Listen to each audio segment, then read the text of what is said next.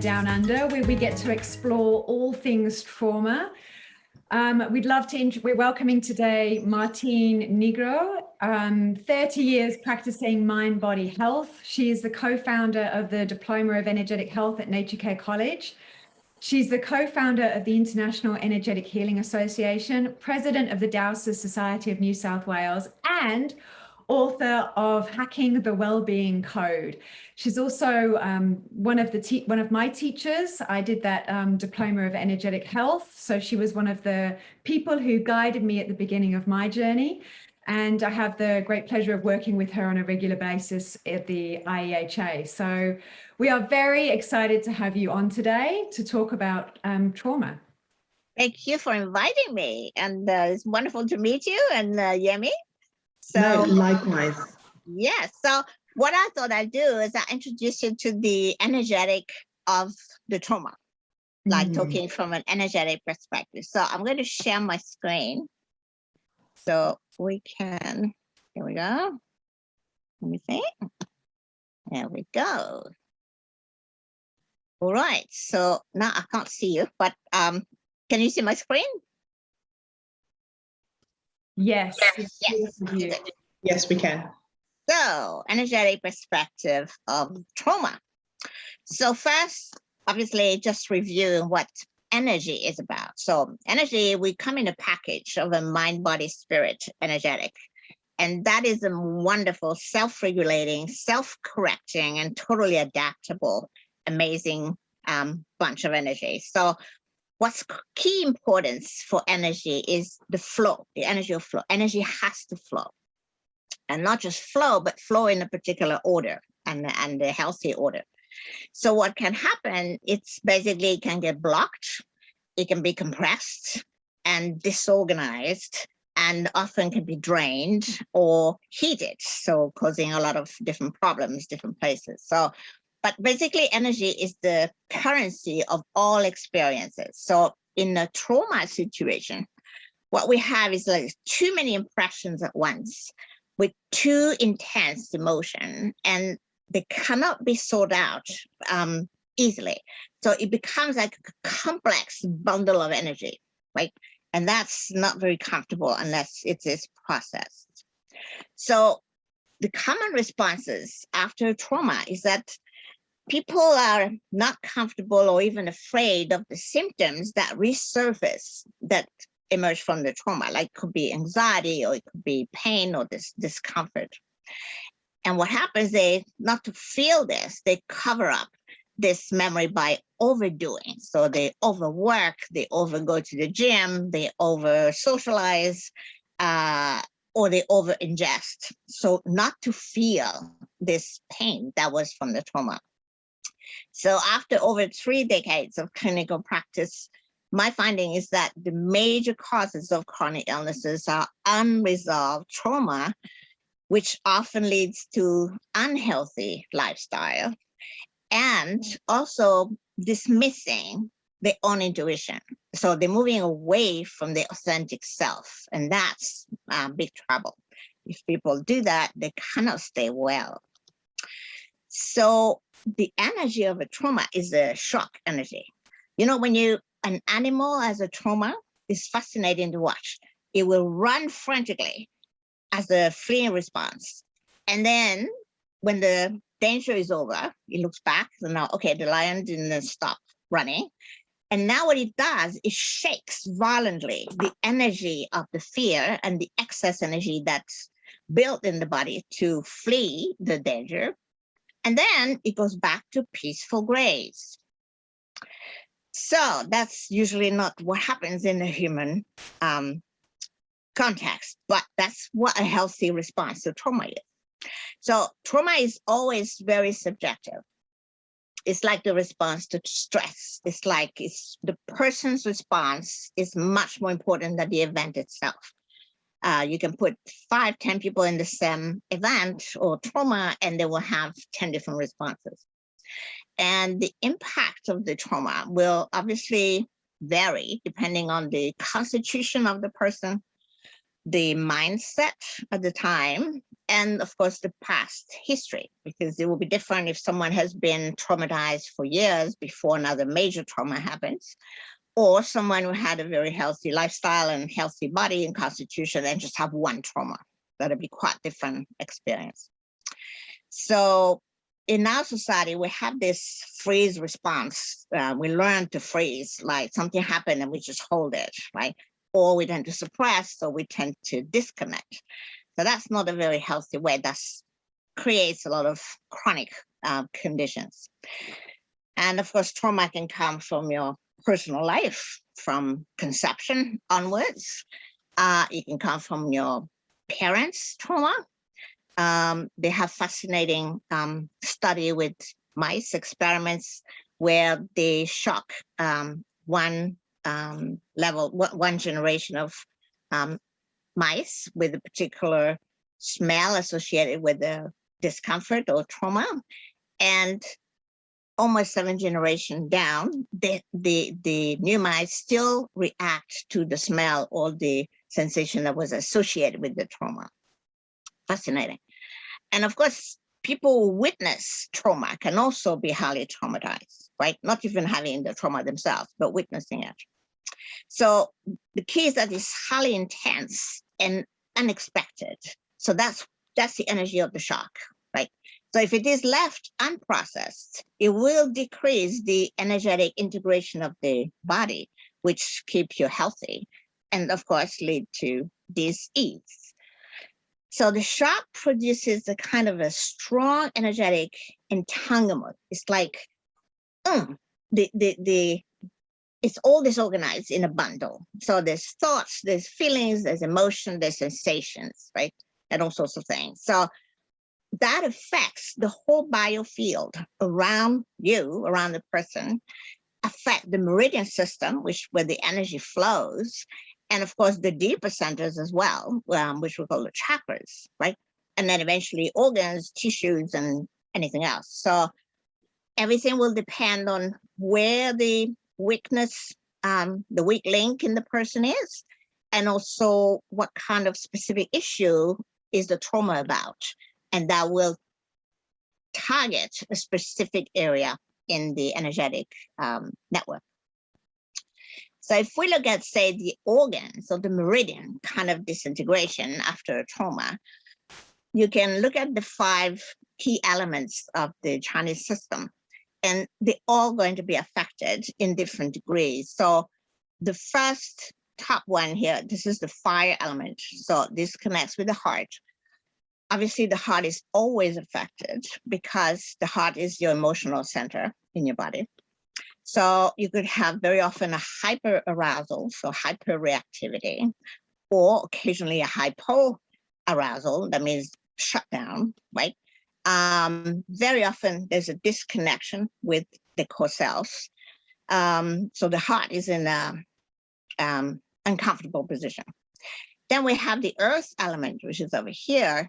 And this, the main organ is the spleen and digestion organ. And that is overwhelmed by the information with the trauma. So there's confusion and there's a decreased ability to process the information. So unless you get some help, it would be hard to actually process one by one all the aspects of the trauma and put them in order. And then, of course, we have the metal element, which is about the lungs and the breathing, right? So the lungs are specifically affected by grief kind of trauma. But in any trauma, what do? You breathe and you hold your breath, right? Very often. So it over time, it lowers the amount of energy in your body, and of course your immunity and your resistance. So, and also that kind of holding the breath is a freezing response. So that is not conducive to flow of chi and health. And of course, because there's the element of fear, the water element, which is about the kidney organ and meridians, fear has the effect of descending the chi, right? Like often people want to defecate or want to urinate under severe fear. So, but also with the fear, the limbic system takes over. The frontal cortex is almost shut down. And so you cannot learn from the trauma. You cannot learn from the experience and extract that wisdom. So that is shut down. And then, of course, the wood element, which is the liver, the energy is stuck with the shock. So it's disorganized, it cannot flow.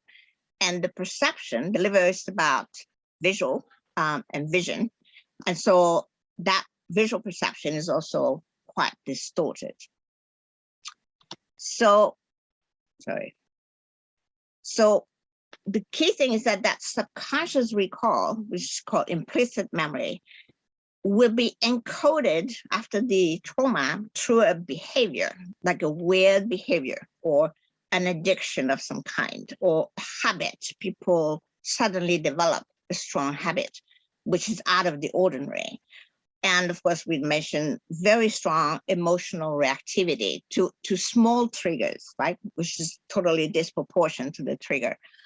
And there's a distortion of perception all the time. It's like the trauma has established a filter on their perception. And then there could be a physical lingering sensation in their body. So basically it will keep impacting the present energy, even though the trauma may have happened years ago. It's still present energetically in your field, right? And it interferes. But at the same time, what I found is that that presence in the present moment is also a constant reminder to the person to actually process the trauma, to keep them aware that this needs to be processed. So during an energetic session, we will focus on gradually disentangle that implicit subconscious memory, right? So from that kind of entanglement, we move them back to like a peaceful, harmonious kind of position. So the body can heal every single aspect of the trauma. So with this, the body will disentangle one at a time. And so the body can now have the time to process it, because in the trauma, there's no time. It's just sudden and blocking. So that's the time needed to undo that. And the key is that it has to be in the correct order, because there's so many levels or aspects of the trauma. And of course, one trauma could be related to other things. But what I found in practicing energetic is that the body's intelligence will guide the whole process. And it's always 100% correct. And I trust that energy 100%. It always guides the person to the core root of how to disentangle the whole thing and what would be the key learning of the experience. So we move from chaos to flow. That's the whole idea. So after an energetic session, the person has reconnected with themselves, like in the heart, like you're back to your core self, you're more aware, and you have more ability to forgive, whether it's yourself or someone else. You have sorted out the impressions naturally through the guidance of your energetics, and you're grounded in your authentic self. So the earth element is very strong. And then you are present. You're now in your present energy, not disturbed by the past. And so the energy comes back to normal level. And you have gained insight in the process. You have integrated that learning into your wisdom. And so now you start trusting your process. So people start trusting their body much more and know that the healing comes from within. And of course, they become much more able to respond appropriately to any situation, because now the energy is flowing and organized, right? So much more comfortable. Say, suppose the chakra are more affected, more than the meridians, then say, obviously, if you on the base chakra, that will be the person will feel unsafe primarily and have a high level of fear.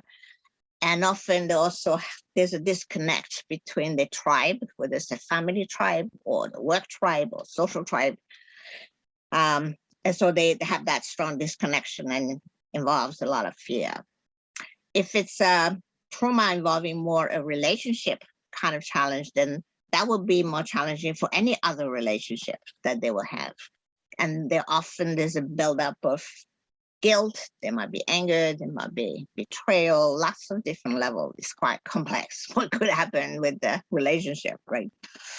And the third chakra, which is about yourself, again, with the shock, very often you disconnect from that. And so you disconnect from your values, you disconnect from your needs, and you don't usually take as much care about yourself. So lots of different issues can come from that. And obviously the heart can close down, right? And the anger or the loss or the grief can stay in the heart for a long time until it's processed, right? Sometimes in families, there's a lot of secrets or lies or judgment or this kind of thing that could traumatize the child or the adult. And so they might have problem communicating properly with the fifth chakra, right? And communicating with themselves as well, or making self-judgment, or creating a lot of issues with that. And of course, in the sixth chakra, there's still misperception, still confusion, lots of disempowering beliefs and assumptions that blocking the clarity of mind. And one of the deepest disconnection is when they start disconnecting from source, or from their spiritual connection. And there's like a deep despair that they fall into. So again, through energetic, the aim is to realign the chakra system, so allowing them to return to that sense of belonging and safety, to have more clear boundaries so they can relate properly to everyone, and very strongly to have that self-connection and self-care, particularly, as I said, like to be really connected to their own intuition, which is their own guidance from within. And that is a very key in maintaining health. And of course, the heart is open. It has let go, has lots of forgiveness, and restored its integrity. And communication is open, communication with themselves and with people. And of course, much more clarity. And they have completely new perception of what the event was about. And reconnect to source and start integrating the trauma into their spiritual kind of process and experience and growth. So an energetic healing process will primarily help the person reconnect with their body. This is absolutely essential because the trauma is into the cell of the body. It is locked in, particularly if it's before like the time when the child learns how to talk and reason. There's no integration in the mind. It's all in the body. So it has to be processed properly through the body intelligence. So it's very important as the person connects with the body to activate the energy. So you can do that in different ways. The simplest way is the breath. So breathing into the area where you feel the pain or feel the shock or feel the emotion or whatever. And sensing things, sensing the body, exploring, discovering.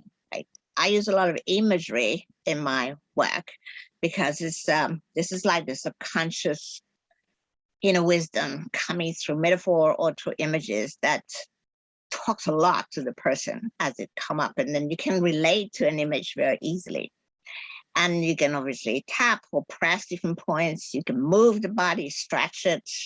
There's also a technique that actually uses shaking different parts of the body, and that has very powerful also. So it's as you engage and activate the chi, now you're allowing that subconscious message to come and meet you, right? And so you need to listen to that very carefully. And whatever comes in whatever form, it's speaking to the person uniquely in its own language, right? And then you engage with that creative intelligence that's giving you clues of where to go next and how to,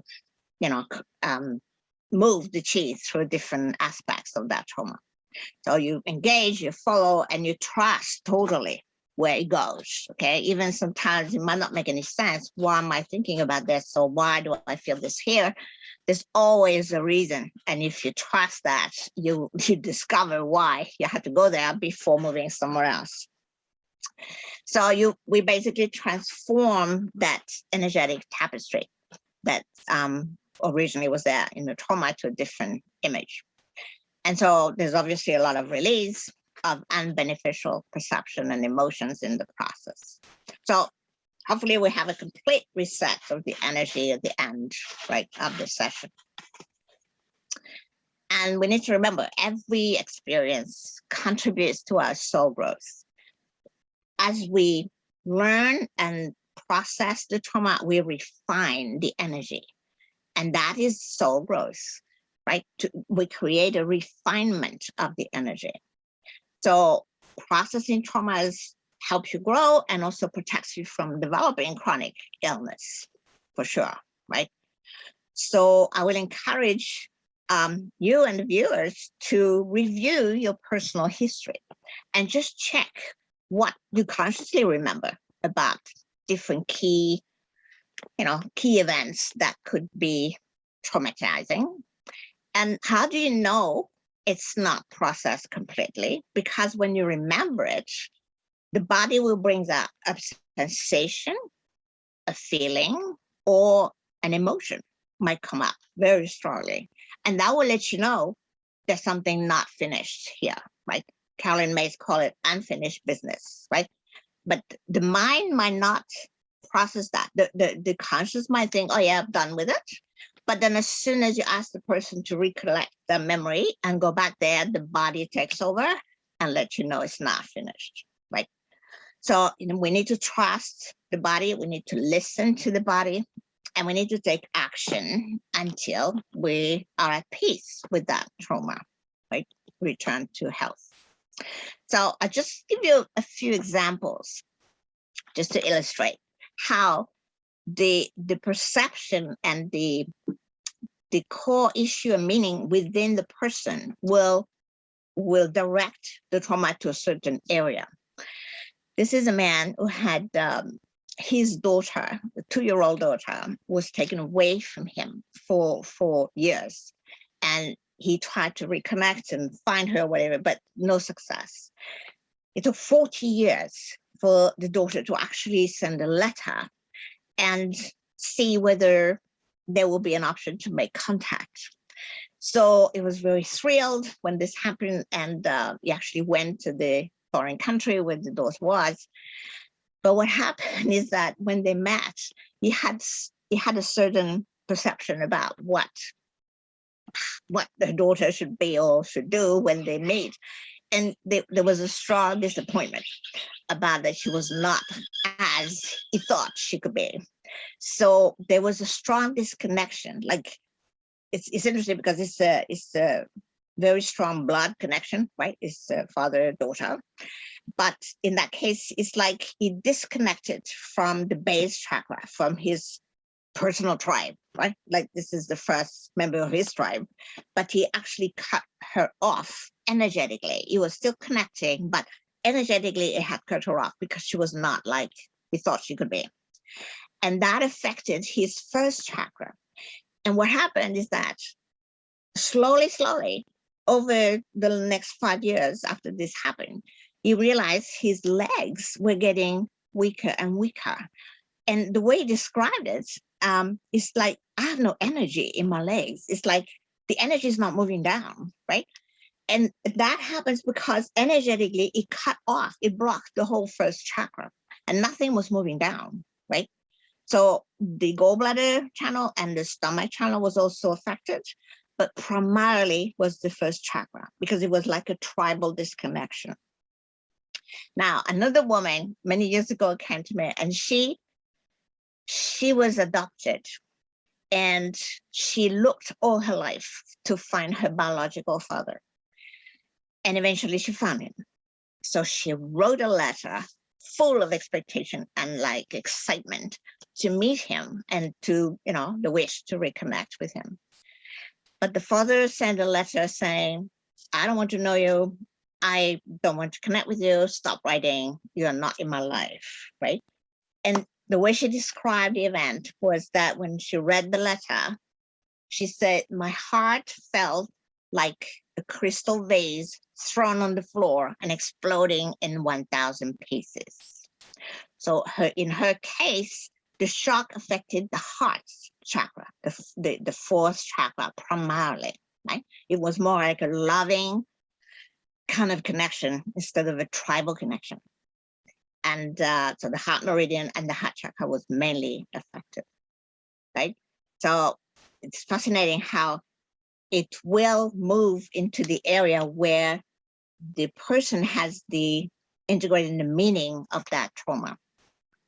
And then, you know, like there was a fascinating case of a Lebanese woman that I heard about in one of the conference, and she was in a demonstration in Lebanon, and one of the soldiers pushed her too hard and she fell on the floor and broke her neck. And she was paralyzed from the neck down. So that was a massive physical trauma. And it took her years to recover. She did a lot of imagery, rebuilding her nervous system, her spine and everything. But at one level, she started noticing that she couldn't heal fully until she will forgive this man for what he did.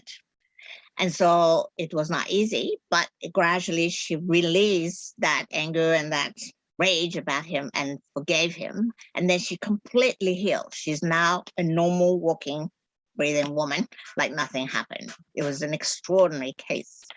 But that shows you the power of releasing completely all levels of the trauma. And of course, she did a lot of visualization to recreate her body energetically.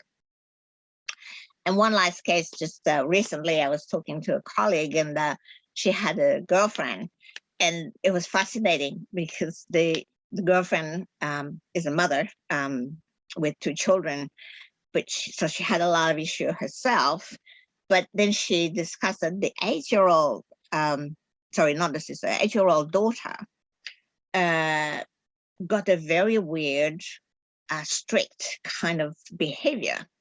And that happened after her little brother was born. So the brother is 5, she's 8. So for the last 3 years, since that major change, which the mother put all her attention to the brother and neglected her, she started having this really strict behavior of wanting to wear the same clothes every single day.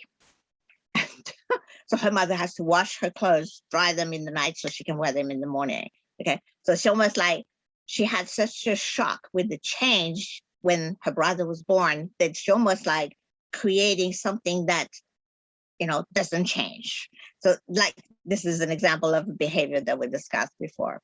So that gives you an example. There's thousands of ways that trauma can affect people, but everything can be processed and restored and put back into order. So that was the major thing I was going to share with you. So let me, how do I escape this? I might stop sharing for a minute. And whoops, sorry, stop share. And then we might have some discussion or questions.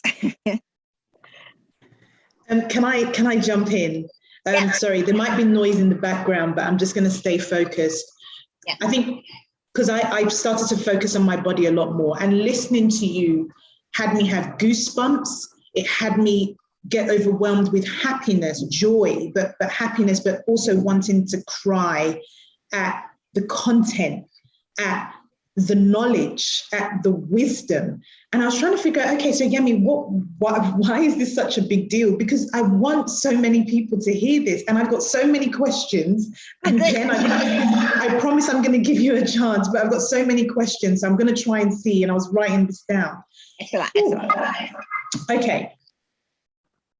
So with all the definitions you gave about trauma, yeah, why why are so many of us still walking around with unresolved trauma? I mean, you've explained it in a way I've never heard before, really around energy. And for me, that just grounded me. It almost was like, Yemi, this is what you need to know. But why are we still so alarmed? How can we have such amazing knowledge that you don't have to be religious? You don't even have to be a scholar to understand it. Why are we still alarmed or why do we still even have unresolved trauma? Just people, for some reason, they don't realize the impact, because what happens, they either shut it down, suppress it, or forget about it. And so consciously it's not there, and they don't relate whatever happens afterwards to that. So that's why the subconscious mind keeps triggering different things that they can't think, like, why am I reacting to this, or why am I feeling that?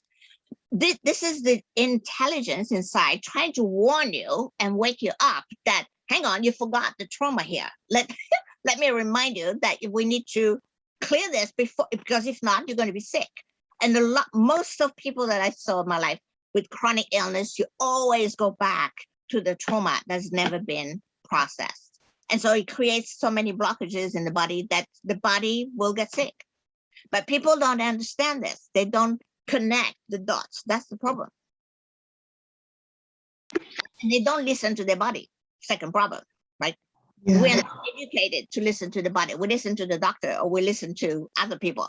We don't tune in. People are too busy. They're so overwhelmed with different things, right? They're on the Facebook, walking with the phone there. They're not in their body.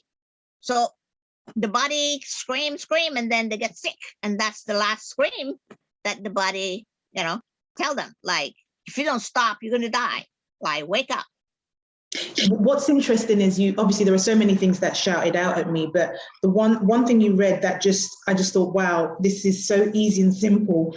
It just needs to be on billboards everywhere. That unresolved trauma, the way I read it, manifests as dis-ease. Now, considering society suggests we want to stay healthy, disease is one of, some of our greatest fear, because we automatically assume it comes to death, whether that's in the physical, spiritual, emotional form.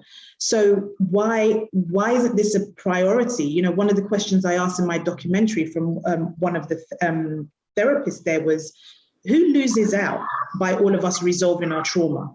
Because the way my mind works, I don't know whether I know I'm part teacher, but I like to analyze. I want to try and ask questions that everyday people who are just trying to survive can hear and take responsibility for their healing.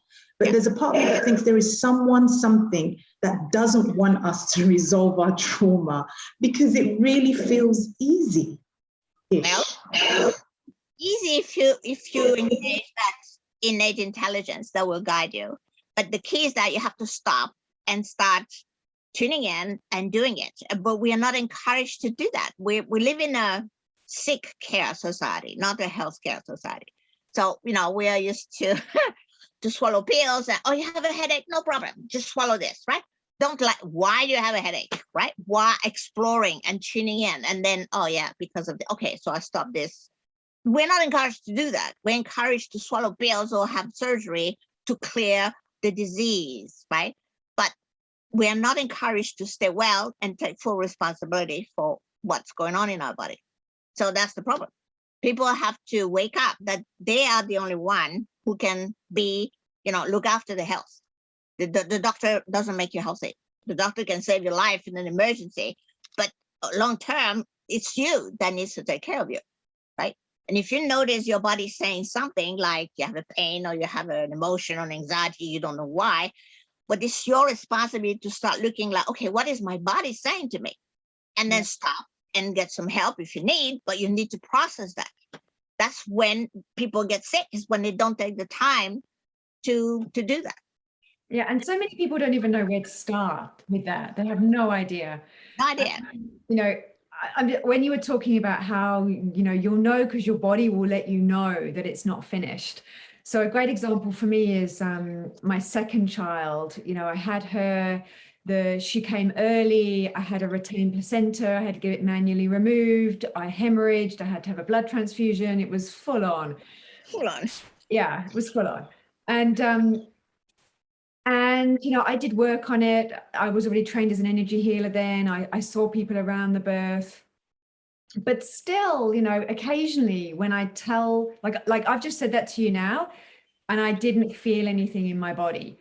But occasionally I'll be talking about it and I'll feel this nausea, just sort of in that lower part of my belly. And Okay. whenever I feel that, when I'm talking about it, I just know, okay, Yeah. Jen, a little bit more to do there. Yeah. So So it'd be that's fascinating to, you know, tune in and see what's left from that. Yeah, Because you've like- done a lot of work on it, right?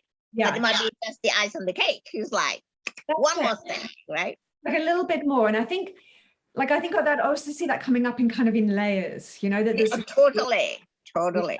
and little bits kind of like, oh, a little bit more of that, a little bit more of that. And each Yeah. bit's kind of, yeah. Like sometimes after you finish the session, right?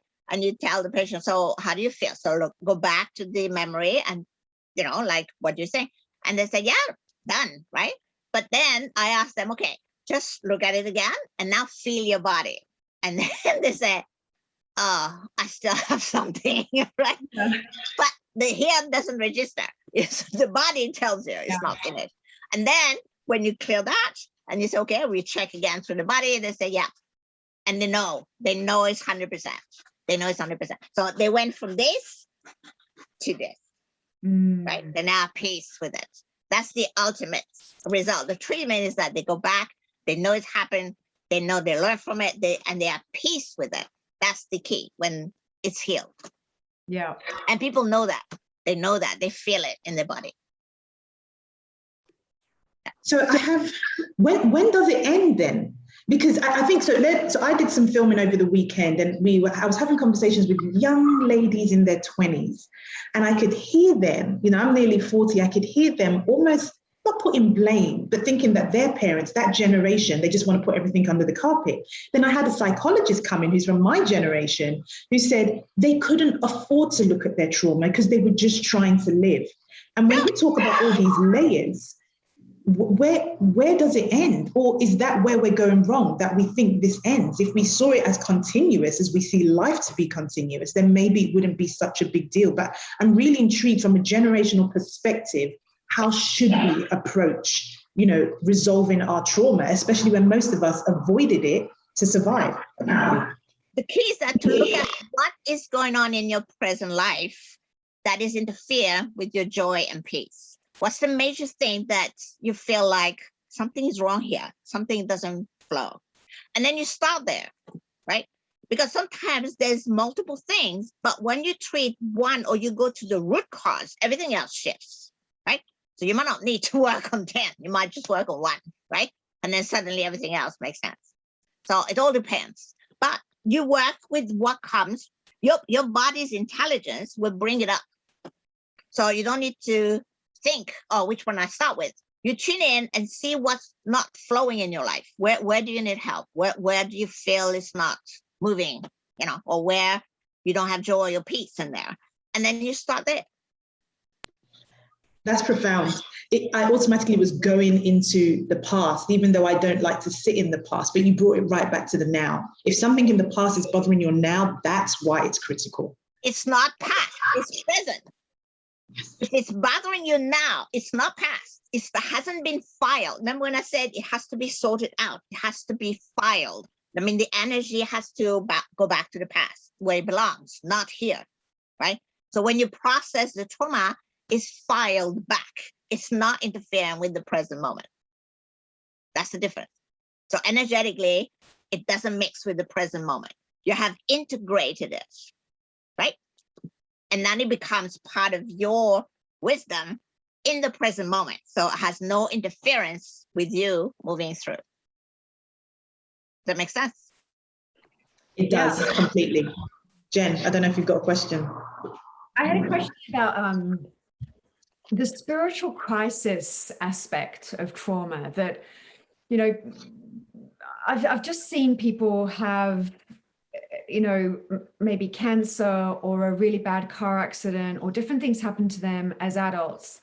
Yeah. Maybe when they've been quite spiritual people or, yeah, it's like felt quite a strong connection and then felt like for that to have happened to me, it's almost like a shame and that spiritual disconnection. So through the crown chakra, that kind of, why has this happened to me? Is it that I'm a bad person, or I've done something wrong, or yeah. Just how you feel, like what you've experienced with that flavor.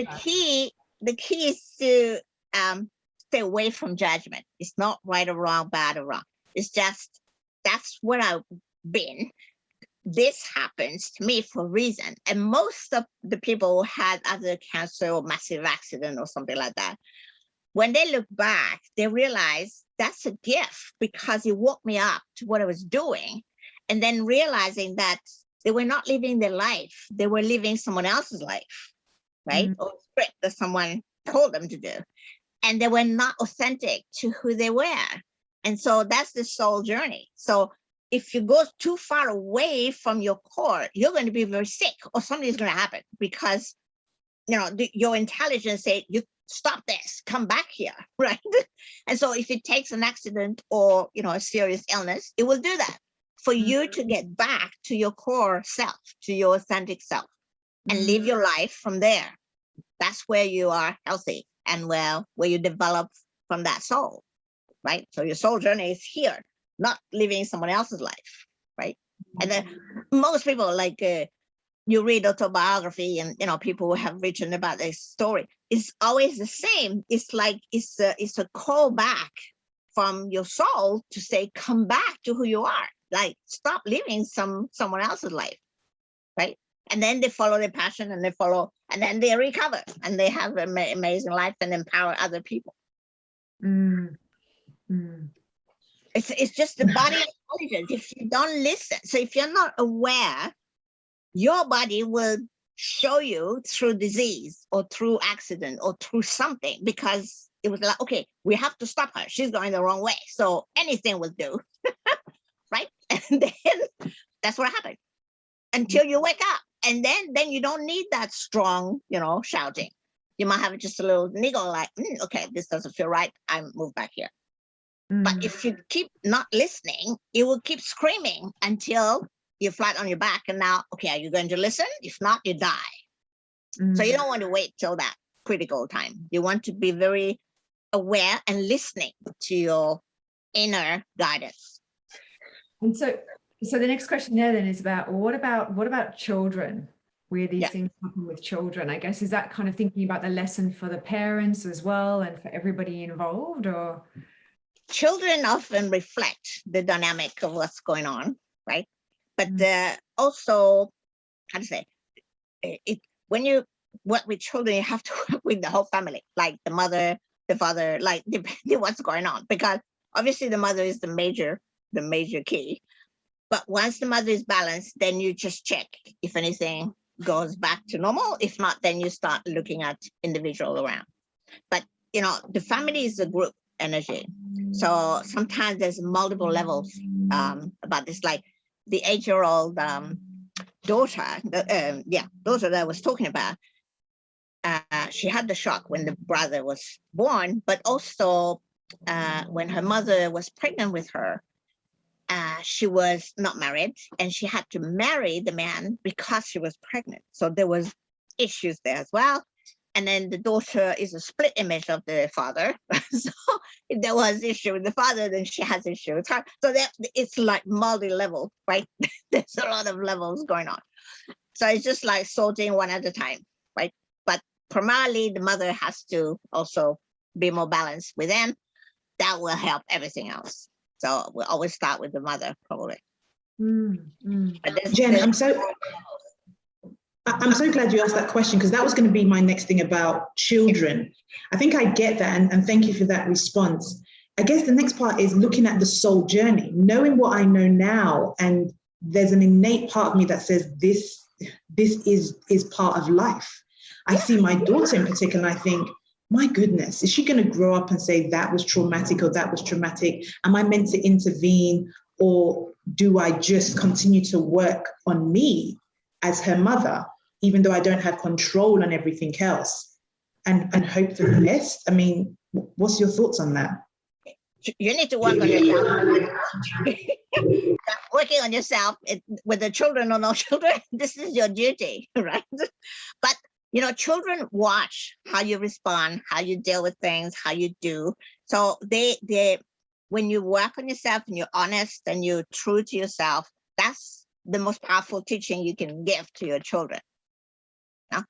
And helping them moving through, but helping the child stay authentic to who they are, right? And then you being the model. So you need to do it yourself. You can't just say, oh, be authentic, and then you do everything back to front, right? Because they match what you do, not what you say, right? And they feel the energy. They're very in tune with the energy. So if you're not authentic yourself, they know that. And then that disturbs them, because then they're confused, right?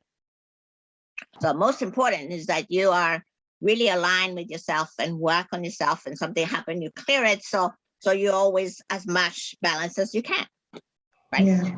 As authentic as you can. And that's the best example you can give your children, right?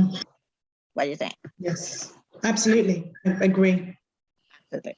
So it's a life journey, right? Soul is here to grow and expand. So it's like, it's an ongoing thing, right? It's our life. I wish they told us that. I wish they told us that as early as possible. Like, I know. You need to stay away from judgment. Judgment creates so many problems. So many problems. And you say, oh, should I do this? Tune in. Just tune in. And the body will tell you what to do. What's right to do. Get out of your head and tune in into your body. Like you feel like doing something, or should I do, like what's going to happen? If you do it from love and from authentic, from your intuition, I can't see any harm coming from that. And the child would know that. Animals know that.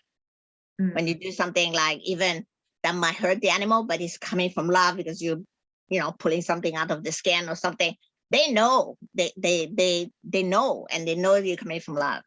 They know that. Yeah, I've witnessed that. Yeah. So most important is that you stay true to yourself, and you stay, you know, in that loving connection, and following your guidance yourself, and then everything flows. You mentioned, and I mean, I have lots of other questions, but I'm conscious of time, so I'll ask this one. When you're talking about the chakra dysfunction, now I know a lot of people that follow me and some of my work, they're still probably getting used to that kind of terminology or those different centers. There's one bit where you say disconnection from source. Yeah. What if someone doesn't know what source is, or when they hear source, they've given it to a being based on religion, or, you know, I've gone from religion to higher self to, you know, what would you say? It doesn't matter how they describe it, but everyone has that sense that is a, you know, universal intelligence out there that is bigger than us, right? And so it doesn't matter what they call it. That's what I'm connecting. Are you connecting with that? Are you trusting that? So it doesn't matter what name you give it. It's beyond religion. Yeah, it's just that personal spiritual connection with, you know, creation and the creator. Right. Thank you. Yeah, good question. Good question. Great questions. That's fantastic. Yeah. So you say you have many questions. I do have many questions, but I think I'm definitely going to need to speak to you offline. I mean, Jen, I mean, this is probably our longest interview so far, and I just wanted to keep on going. Just this is more kind of a statement I'm probably going to say. You said something around shaking the body, and I just got this download vision of being in Africa and Nigeria, and when people were in church, you see them shaking, and, you know, we were told this was being filled with the Holy Spirit, and it was just so bizarre when you said it. I'm getting goosebumps now that came to me, and similar with dancing. And I'm just like, so how I just want to get centers around the world where we can have these different modalities. Like, you know, I know people go to nightclubs and dance slightly different, but can we get something that has all these different modalities? Yeah, but, you know, moving the body is moving the energy, right? So it's like you activate, you are in a church, you are singing, you're connecting, and then your body is moving. It's like every cell in your body is connecting, right? It amplifies the connection. Like all the, amazing tribal kind of ceremony and this kind of thing. They're always, moving and shaking and singing. And it's like their whole being is involved into that connection, right? It's not just a concept. It's just a living entity. It's a living connection. Yeah. So it's beautiful. All the natives have that. And I wonder if that's why, our young people go through this phase where they like to go to nightclubs and they like to go dancing. And there's that whole, There's so much energy, when you're in your 20s, like you're bursting with energy, right? It's the thing. Yeah. It's like you can't just sit down and, on the computer all day. Like you have to move. Yeah. Right? Yeah. You want to travel, you want to experience, you want to grow, you want to. Right? And in a way, I can kind of see how the West has kind of integrated that kind of tribal coming together. Let's go to a DJ and we'll all have fun and we'll dance for 5 hours. And it's a similar, and we'll shift our consciousness in some ways, sometimes in different ways, of some healthy. But you can see how, in a way, it's like there's been a natural pull in our culture to otherwise nightclubs wouldn't exist and dance parties wouldn't exist. Like they just exist if they weren't fun. Because when you're there, it's like I remember going to nightclubs. I loved going to nightclubs. It was awesome. I got to jump around. I got to hug all my friends. Yeah. Such a fun and fantastic time, and it's shifting the energy through, and it's making me wonder about, because my home environment was very contained, very controlled, and then in my 20s when I got to do all of that stuff, it was so liberating. I remember going to my first concert. I went to see REM. Blew my mind.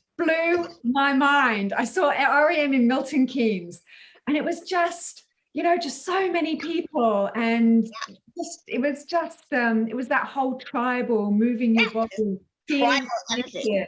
Yeah, and it's bonding, and it's like you feel connected. Yeah. The thing is, like, you have to still be selective what kind of tribe you go in, because some music or some sounds actually not healthy, right? But if it's a healthy music and wonderful rhythm, and then there's a spiritual connection, then it's a different, right? Yeah, totally. So the energy is about quality, right? What's the quality of the energy? Because as you process energy, you actually refine your energy, and that's your soul growth, right? To actually refine every time. So and the more refined, the more sensitive you are to sound or music. Right? So and you can see whether it resonates with you or not. I have one final question, and then Jen, I'll probably hand over to you to wrap up. Otherwise, I'll keep going. You speak about 3 decades of working in this space, energy, and learning more about the energetic fields. And I know you've got a range of experience that I just love, and in different countries. That's what excites me. So you haven't just taken from one part of the world. But have you seen the narrative of trauma on mainstream media, mainstream conversation become more prominent? Like, I do a bit of media stuff, and every time I put something out to speak with media, the one thing they do not pick up is trauma. Well, I mean, this is in Australia. They don't want to talk about trauma. So I'm just intrigued. Have you seen it change? And is there hope for us to start having this conversation without feeling like it's taboo? Yeah, I'm not sure why they don't talk, but there is a lot of conferences on trauma. There's a lot of, seminars on trauma online. So I don't know, television is a different media, but there's a lot of discussion on trauma. I did an amazing 5-day webinar online with called Embodiment. And there was a lot of discussion about trauma and the body and how to express that through the body. So there's a lot of research on trauma. And there's, Gabe, Manto Gabe. Gabo Mate. Yeah, he did a whole movie on trauma. Yes. And there's another webinar coming in October as well. So, it's online. There's everywhere. There's a lot of people talking about, and there's a lot of amazing researchers who have discussed a lot of things about trauma. So it's there. It's just, trauma needs the person to be engaging into their own healing. And that's not sexy. Give me the pill and, I'll be fine. So, it takes a lot of bravery. I remember someone said it takes a lot of bravery to really be willing to go there. And so, and it's not the Western style. Like Western style, just take that and you won't feel anything, right? And so I keep suppressing it. But the ultimate is to make people aware that it's okay. It's just part of life, and it's just a matter of growing through it, and having people who can help you through that, and no big deal, right? But it's massively preventive of chronic illness, from my experience. If you don't process the traumas, you cannot be healthy. It will disturb the energy over time. It's like a boil trying to, blow the system. So it's always healthy to address whatever comes up, and the body will tell you it's not finished. So key is to teach people to listen to their body, basically. Yeah, which I'm seeing heaps of now. I'm seeing a lot more talk about somatic work and modalities.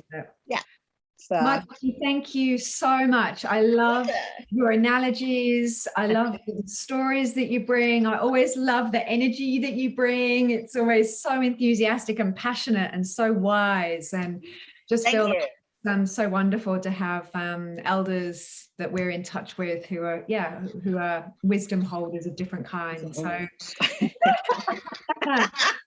so thank you so much. Thank you for inviting me. Thank you. Lovely to meet you.